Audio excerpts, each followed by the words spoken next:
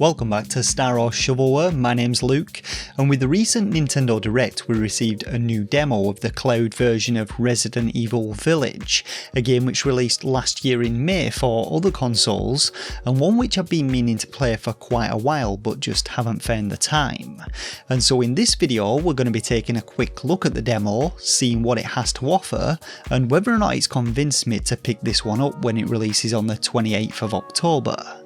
Now I'll start by saying that the demo takes no time at all to download, which is to be expected being a cloud game, so regardless of what I say in this video, it's worth giving a go to see what you guys think.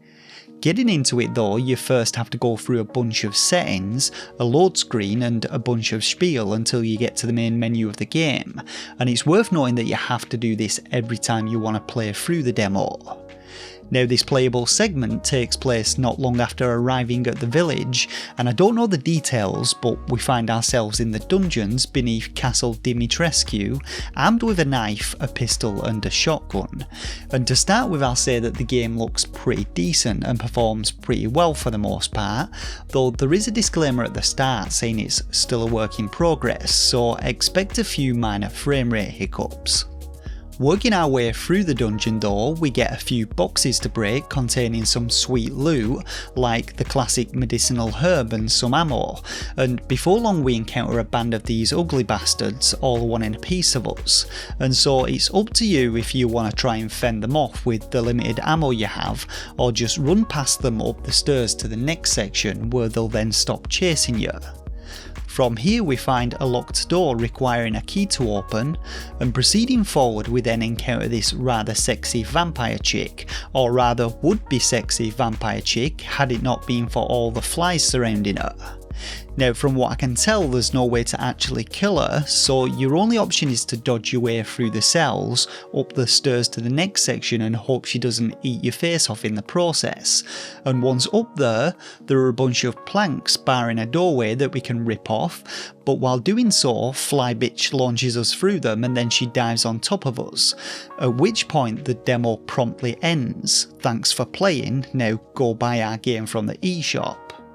Now I don't know about you, but 3 minutes of a demo is nowhere near enough for me to decide whether or not the game is worth buying, and you may be thinking, well, you didn't do much exploring there could have been more to see. Well, I did spend a little more time looking around and couldn't actually find much, but regardless of how much exploring you want to do, the demo automatically ends after 5 minutes anyway, and like I said, you have to go through all of the settings and load screens again just to get back into it.